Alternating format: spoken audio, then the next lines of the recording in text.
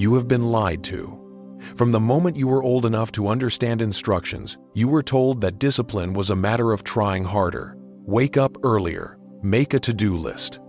Find your motivation, as though rearranging the surface of your life could fix whatever is broken underneath. But here is the truth they never told you, and it is going to hit hard. Discipline is not about effort. It is not about motivation. It is not about feeling ready. Discipline is war, a war fought entirely inside your own mind. And right now, whether you realize it or not, you are losing it.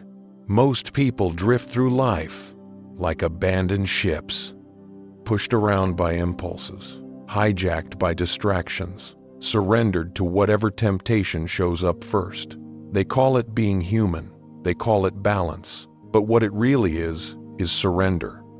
Because without strategic, ruthless, unwavering discipline, there is no freedom. There is no power. There is no victory. There is only the slow collapse of everything you could have been. Niccolò Machiavelli understood this better than almost anyone who has ever lived. While the rest of the world talked about goodness, intention, and belief, Machiavelli studied human nature the way a surgeon studies the body, without sentimentality, without illusion, and without mercy. He did not care what people wished the world to be. He cared what the world actually was. And what he saw was this: the world does not reward the well-meaning, it rewards the disciplined. It rewards those who, even in the middle of chaos, even under enormous pressure, hold their position and maintain control. For Machiavelli, discipline was never a moral virtue or a philosophical ideal. It was a survival mechanism.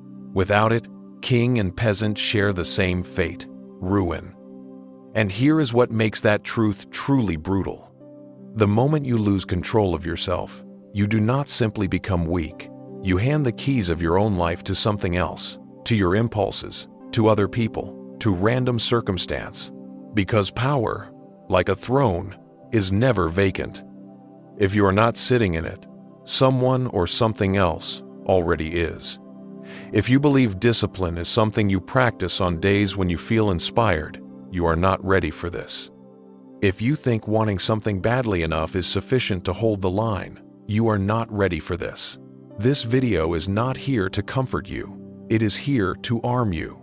What you are about to learn is the kind of truth that is uncomfortable precisely because it is accurate. By the end of it, you will understand why Machiavelli treated discipline not as a personal habit, but as the very foundation of power itself. And if you are willing to apply it, nothing about the way you operate will remain the same. Machiavelli did not write for the naive. He wrote to sharpen minds, willing to face reality without flinching.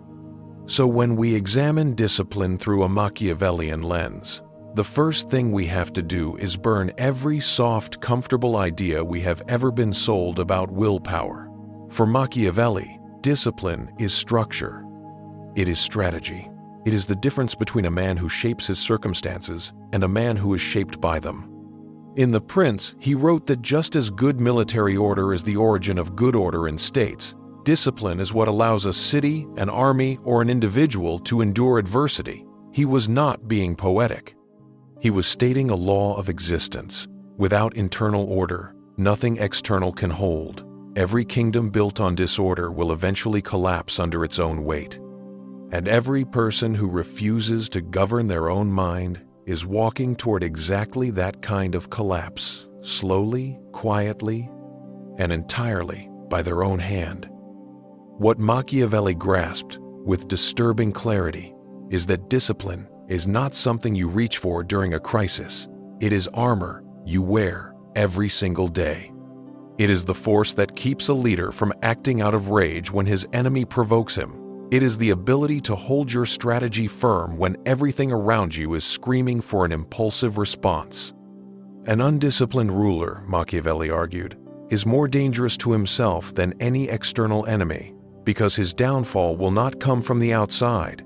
It will come from the gaps he refused to close. Acting without calculation, moving without preparation, reacting without thought. These are not just mistakes. These are the guaranteed roads to ruin. Discipline, therefore, must be treated the way a general treats the walls of a city, not inspected once and forgotten, maintained constantly, reinforced before decay sets in. Because Machiavelli understood something about human nature that most people spend their entire lives refusing to accept. We are naturally drawn toward our own destruction. Desire, pride, fear, impatience. These forces do not disappear because you want them to. They are managed only through relentless self-governance. And those who cannot govern themselves are, in Machiavelli's words, already politically dead. They simply have not fallen yet. Picture an army marching into battle with no training, no chain of command, no structure, no capacity to hold their position under pressure. What happens? They do not lose. They disintegrate. No amount of raw courage can compensate for the absence of discipline when the moment of real crisis arrives. This is precisely what Machiavelli argued condemned mercenary armies and fragile states alike.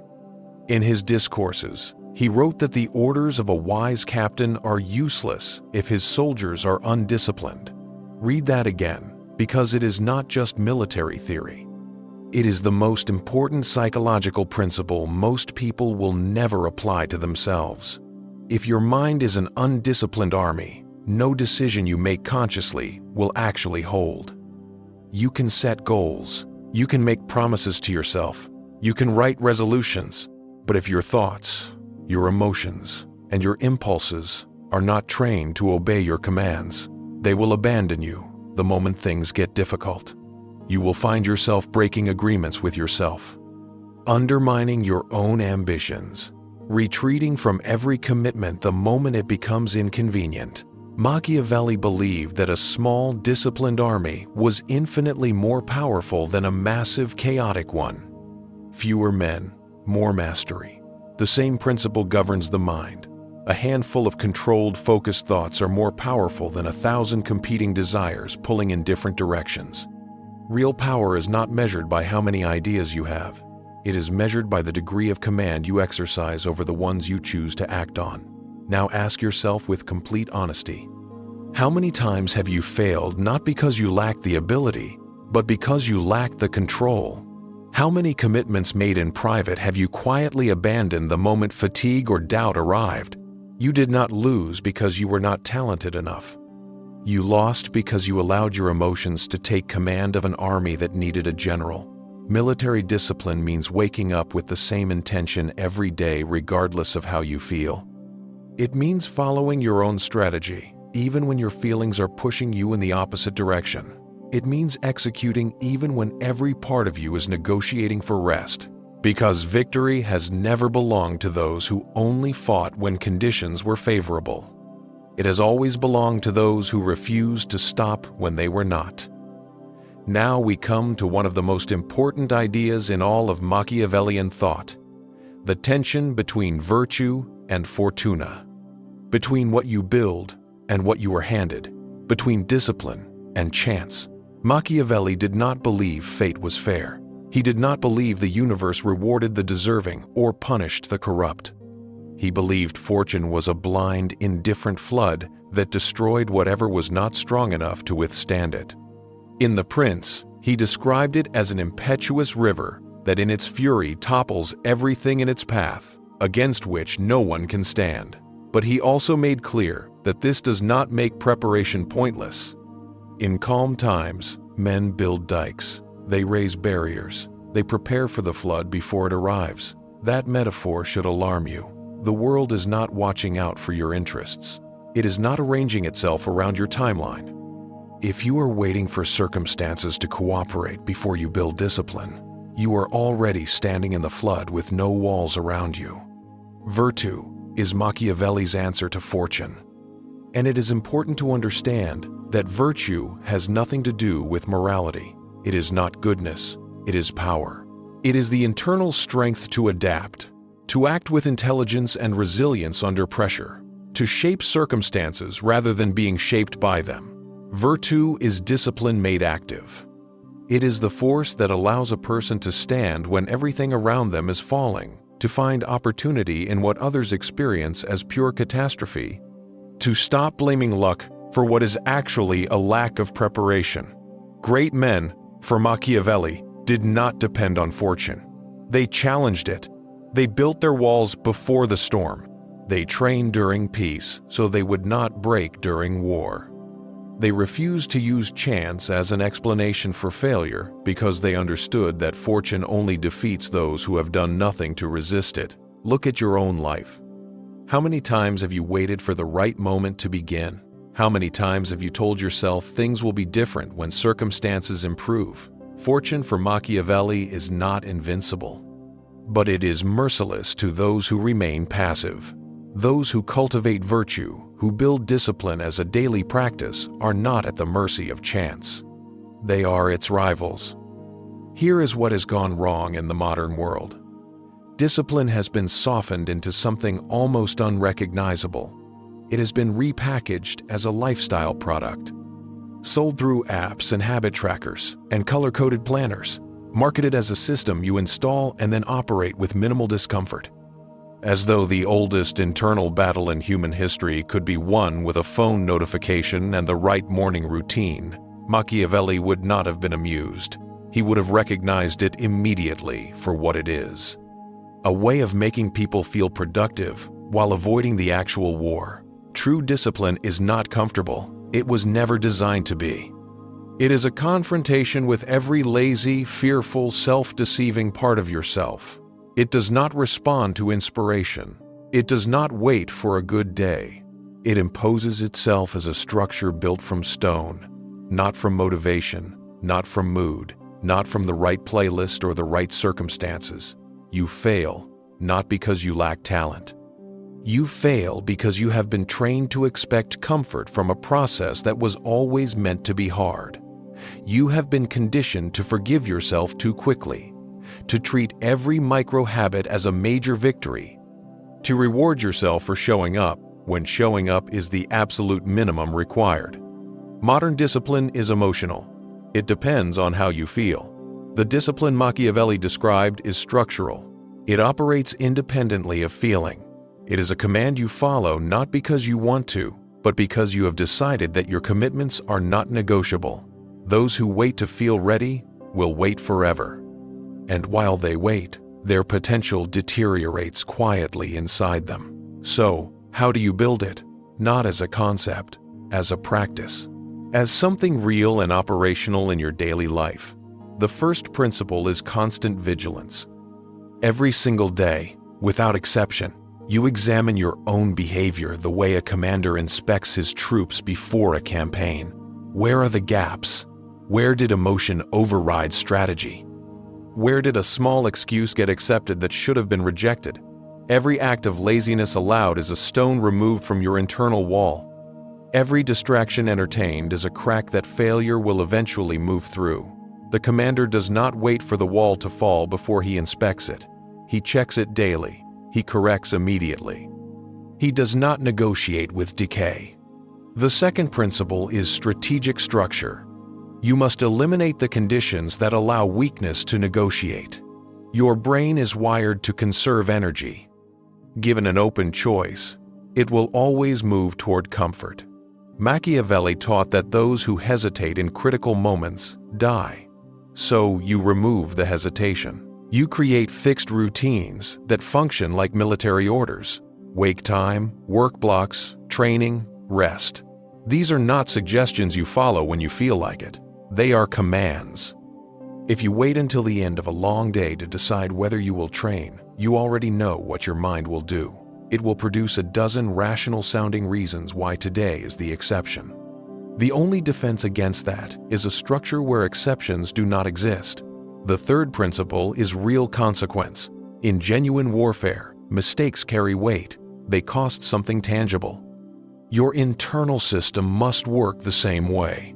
If you fail to execute your commitments, there must be an immediate and uncomfortable price. A public declaration that was broken. A financial loss. A form of accountability that makes failure genuinely painful. This is not cruelty. This is design. The mind learns not only by reward, but by the very real experience of what failure costs. Comfort is the enemy of discipline. Structure built around consequence is its foundation. If you have absorbed everything in this video, then you already know more than most people will ever understand about what it actually takes to govern a life. But knowing and doing are separated by a distance that has defeated more capable people than you might imagine. Many will hear these ideas and feel the weight of their truth. They will sit with that feeling for a few minutes, maybe a few hours, and then they will return to exactly the life they had before. Because the discomfort of changing is still greater than the discomfort of staying the same. That is how self-sabotage works, quietly, with good reasons. But some will not return. Some will recognize that this is the precise moment where the decision gets made. Not tomorrow, not when things settle down, not after one more season of preparation. Now, your mind is your territory. Your habits are your forces. Your daily decisions are the strategies that determine whether your territory expands or shrinks. You are either the one governing or the one being governed. Machiavelli was unambiguous about this. There is no middle position. There never was. The prince who waits for the perfect moment to build his defenses is the prince who loses everything to the first real storm. Your walls need to go up now, while you still have the strength to build them. Not because it will be easy, not because you will always feel like it, but because your potential demands it, your freedom depends on it, and the version of yourself you are capable of becoming is waiting on the other side of the discipline you have been avoiding. Write in the comments right now, I choose to govern myself, not for anyone else. As a record, as the first conscious act of the commander you are deciding to become. And do not stop here. The next video continues what this one began. Watch it, apply it. The forging is not finished. It has barely started.